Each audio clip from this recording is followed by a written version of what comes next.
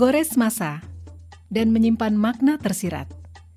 Saatnya kita kembali menengok warisan kekayaan Nusantara dari para leluhur. Salah satu warisan leluhur yang masih terjaga sampai saat ini dapat kita saksikan di kota Sengkang, sebuah kota di Kabupaten Wajo, Sulawesi Selatan. Secara sosiologis dan budaya, Kabupaten Wajo memiliki kekayaan budaya dan kekayaan alam yang menakjubkan. Di daerah ini ada Danau Tempe yang dikenal sebagai penghasil ikan air tawar.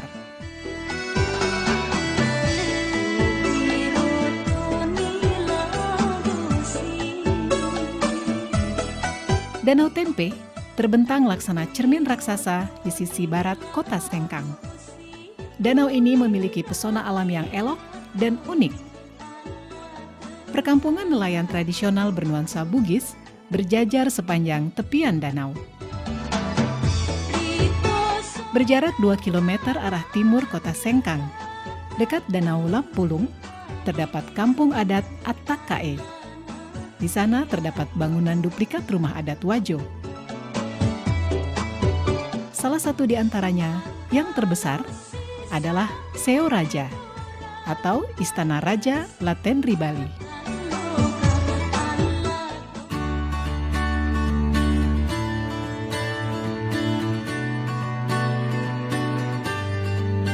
Ada yang khas dari masyarakat Bugis sebagai suku asli yang mendiami wilayah Kabupaten Wajo, yaitu keberadaan kain tenun sutra Sengkang. Menurut cerita turun-temurun dan beberapa literatur, kain tenun sutra Sengkang telah ada sejak ratusan tahun silam. Pertama saya mengungkap sebuah naskah yang pernah saya baca, yaitu Lontrak Belawa. Di situ pertama kali saya temukan kata-kata sutra. Di situ antara perkawinan anak kaji dari Luwu dengan Iswari dari Majapahit. Di situ juga saya temukan kata-kata di dalam lontrak, kata-kata Sengkang. Lalu ini putri dari Majapahit dengan perkawinannya dengan anak kaji dari Luwu, maka diberikan kekuasaan di 4 daerah, yaitu Tempe, Singkang, Tampangan, dan Wage. Disitulah awalnya kita mengenal, sudah mulai kenal nama sutra. Tenun ini sudah ada sejak abad ke-14 di Kabupaten Wajo ini. Namun pada saat itu terbatas pada pembuatan untuk pemakaian sendiri, bukan untuk komoditi dagangan. Misalnya seseorang ingin melakukan hajatan pernikahan, terutama pada acara-acara pernikahan, itu biasanya anak-anak perempuan itu diminta atau disuruh oleh orang tuanya untuk menenun sarung, apakah untuk dipakai dia sendiri ataukah untuk orang tuanya. Itu sehingga belum terjadi di masyarakat sebagai suatu komoditi dagangan, tetapi hanya untuk pemakaian sendiri. Sejarah tentang tenun sutra Sengkang tidak dapat dipisahkan dari peran perempuan Bugis dalam keluarga. Orang tua suku Bugis di zaman dulu menjadikan tenun sutra sebagai salah satu cara dalam mendidik anak perempuan mereka. Budaya orang Bugis itu kan dulu kan kebanyakan petani. Nah, perempuannya nggak ada pekerjaan kalau lakinya sudah turun ke sawah. Nah, bahan ini atau produksi kain sutra ini sudah membudaya, awalnya dari entah dari mana, akhirnya menjadi budaya tenun di daerah ini. Nah, dari situ orang tua selalu mewarisi ke anaknya. Jadi ada cerita bahwa orang Bugis itu, khususnya orang Wajo, kalau tidak pintar menenun, artinya belum sempurna lah. Kedua, ceritanya kalau ada orang luar yang meminang orang Bugis Wajo, dilihat dari hasil kerja tenunnya itu. Kalau memang hasil kerja tenunnya itu bagus, berarti orangnya sudah sempurna atau sudah ya boleh dikata cantik apa segala begitu. Jadi penilaiannya tergantung dari karyanya untuk yang penenun sutra ini tadi.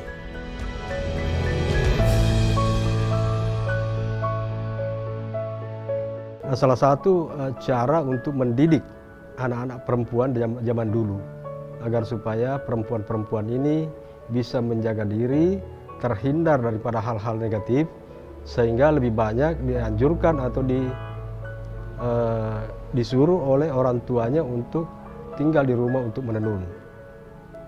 Nah, sehingga akhirnya menjadi suatu tradisi dan budaya pada masyarakat Bugis, khususnya di Kabupaten Wajo ini, setiap anak perempuan harus pandai menenun. Dalam bahasa lokal, yaitu Bugis, sutra disebut dengan sabbe. Menengok ke masa yang lalu, aktivitas masyarakat Wajo dalam mengelola sutra sudah dilakukan secara turun-temurun, baik dalam skala industri rumah tangga maupun industri menengah.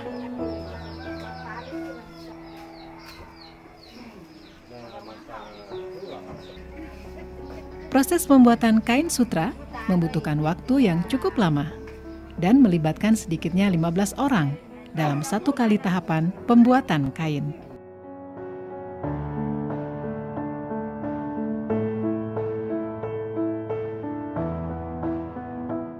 Sebelum menjadi benang sutra, ada proses yang cukup panjang yang dimulai dari peternakan ulat sutra.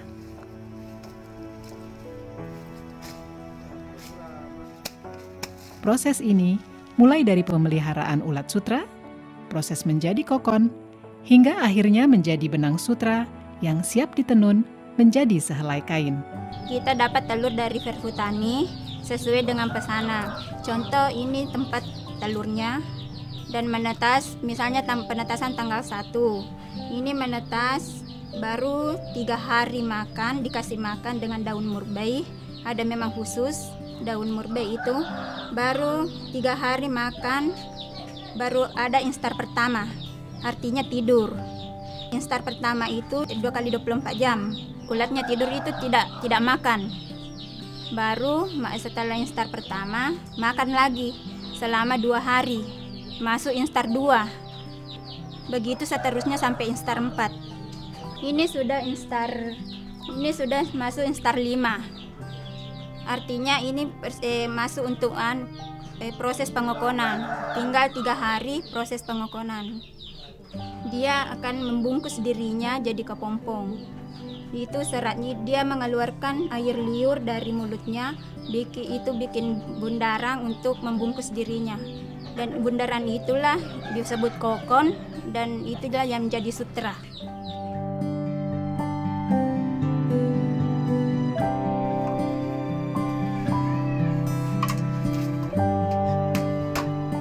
Dalam proses pembuatan benang sutra menjadi kain sarung sutra, masyarakat pada umumnya masih menggunakan peralatan tenun tradisional, yaitu alat tenun gedogan atau masyarakat Sengkang menyebutnya alat tenun walidah.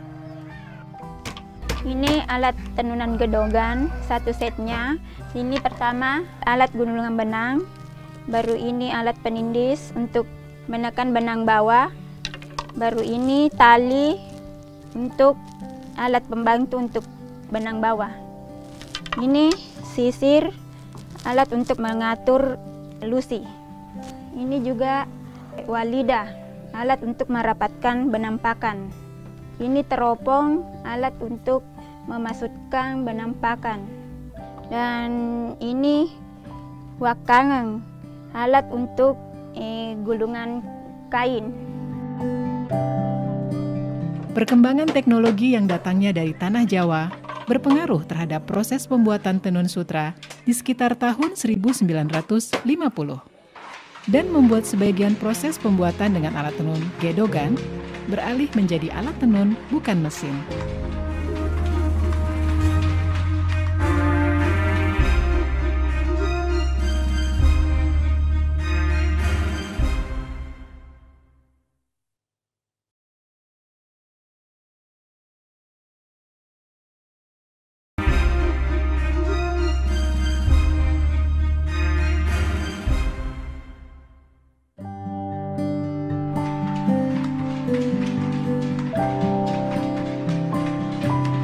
sekitar tahun 50 seorang pengusaha yang lebih dulu sebenarnya berkembang tenun ATBM itu ada di Pulau Jawa, terutama di Bandung. Nah itulah kemudian teknologi itu masuk sekitar tahun 50-an ke Kabupaten Wajo ini, lalu kemudian berkembang sampai hari ini untuk pembuatan kain-kain yang pemanfaatannya lebih luas, misalnya untuk busana, bahkan untuk interior. Itu bisa diproduksi dengan ATBM yang lebar kainnya lebih lebar daripada kain gedongan itu yang hanya sebatas 60 cm. Kalau tenun ATBM itu sampai hari ini sudah ada lagi pengembangan baru, bisa mencapai 150 cm.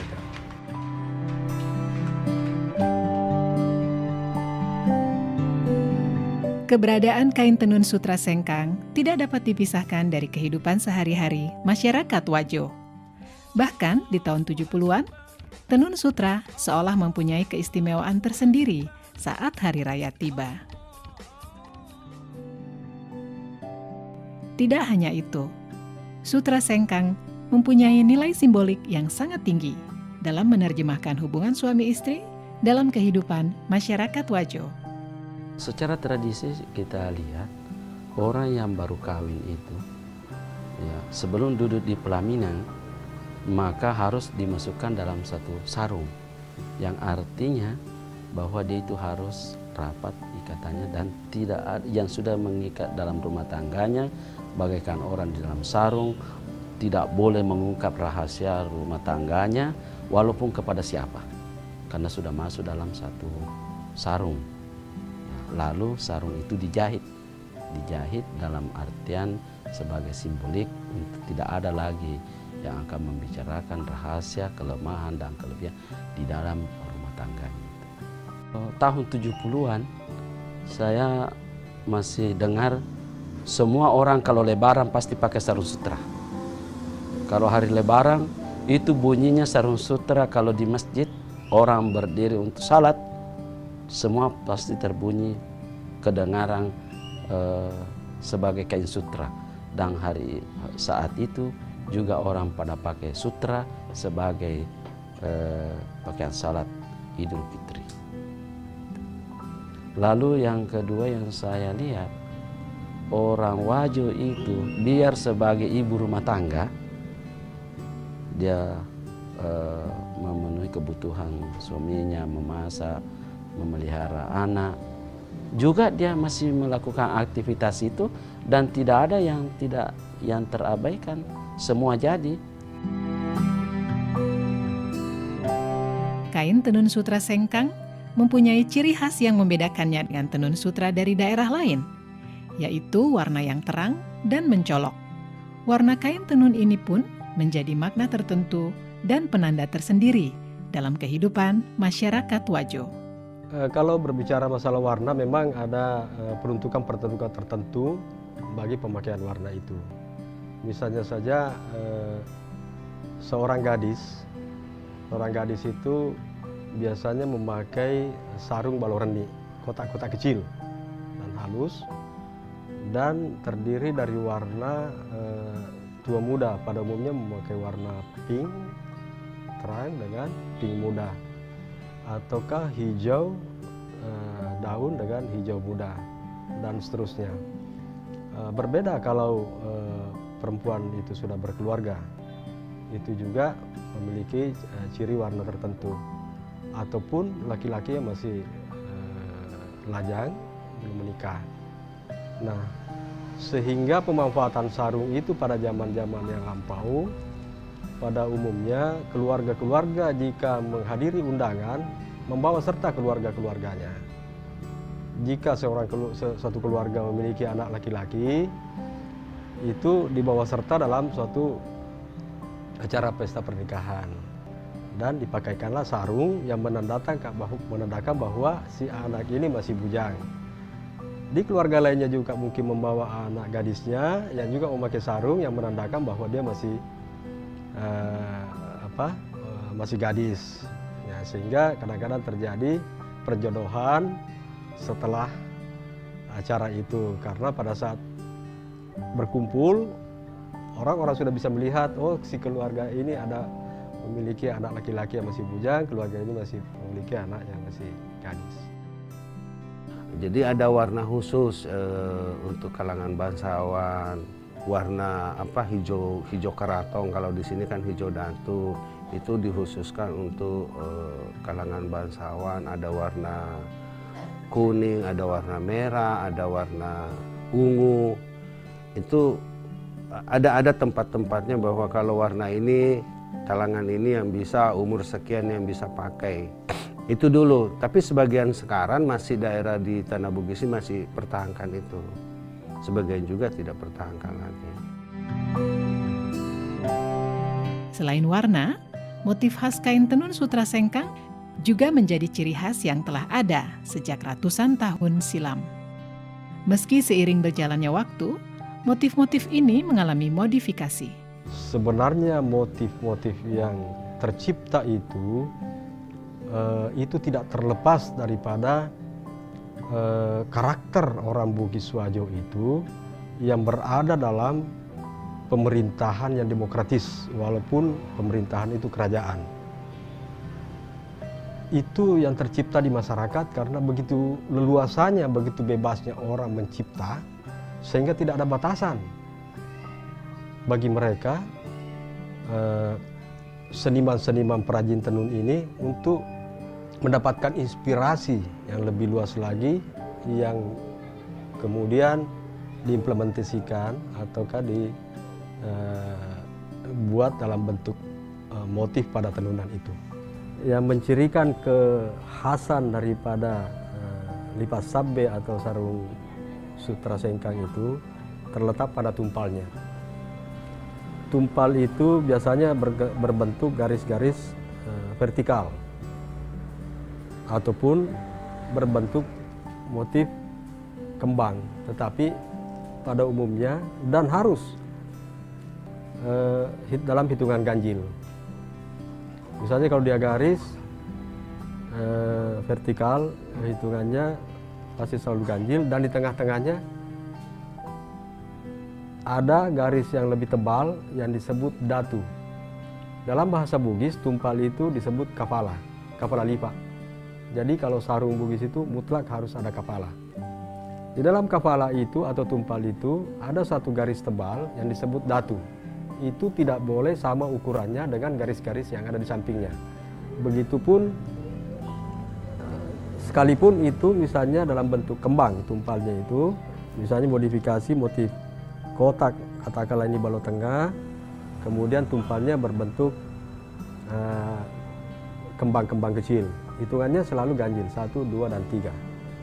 Tetapi dalam penempatan garisnya itu harus ada di tengah-tengahnya itu berbentuk garis besar atau lebih tebal ukurannya, lebih lebar ukurannya dibandingkan garis-garis yang ada di sampingnya. Ya, motif ini namanya balomakalu atau motif melingkar. Posisinya dalam posisi horizontal. Sarung ini diproduksi kurang lebih 50 tahun yang lalu. Jadi motif makalu ini menggambarkan hubungan antara manusia dengan manusia dalam kehidupan sehari-hari. Kalau dalam agama Islam disebut hablum minan nas. Motif ini namanya balotetong atau motif vertikal. Ini menggambarkan hubungan antara manusia dengan Tuhannya. Jadi karena masyarakat Wajo adalah masyarakat yang religius, sehingga dalam penciptaan motifnya pun juga itu tergambarkan bahwa hubungan antara manusia dengan Tuhan itu juga sangat penting. Sehingga terciptalah balotetong ini. Motif ini namanya baloreni atau motif kotak kecil. Biasanya peruntukannya untuk kaum perempuan. Filosofi daripada baloreni itu adalah kotak-kotak kecil yang berarti perempuan itu memiliki kehalusan, baik dari perasaan, tingkah laku, dan lain sebagainya. Dan penguasaannya pun juga berada pada lingkup kecil. Motif ini namanya malolobang, biasa juga disebut surak laba. Artinya terdiri dari paduan motif-motif yang berbentuk kotak yang lebih besar. Motif ini namanya motif atau balom mapagiling. Teknik menenunnya dipadukan dua teknik sekaligus. Ini teknik tenun ikat dengan teknik subi. Subi ini biasanya dipakai pada teknik pembuatan motif lagosi atau kembang-kembang lainnya. Mirip dengan teknik songket yang digunakan di Sumatera ataupun Kalimantan. Selain motif-motif yang memiliki filosofi yang syarat dengan adat istiadat, ada juga motif lagosi yang beberapa tahun belakangan mempunyai tempat istimewa bagi para pecinta kain tenun sutra sengkang. Motif lagosi diibaratkan sebagai perlambang cinta dan harga diri seorang perempuan Bugis. Motif lagosi itu terjadi sekitar tahun 1930. Ketika itu secara besar-besaran masyarakat Wajo, kaum lelakinya itu banyak yang merantau, seperti misalnya ke Malaysia, ke Sumatera, di Kalimantan, dan daerah-daerah lainnya. Nah, sehingga perempuan-perempuan yang ditinggal oleh suami untuk menjaga diri, itu melakukan aktivitasnya kebanyakan di rumah dengan menenun. Dari situlah kemudian muncul inspirasi, kerinduan mereka akan kembalinya sang suami, maka ditenunlah motif-motif lagosi itu yang berbentuk setangkai kembang. Itu perlambang cinta yang terus dijaga, sekalipun bertahun-tahun ditinggal oleh suami. Menjaga kesucian, menjaga harga diri seorang perempuan, saya kira di seluruh Indonesia adalah harga mati juga.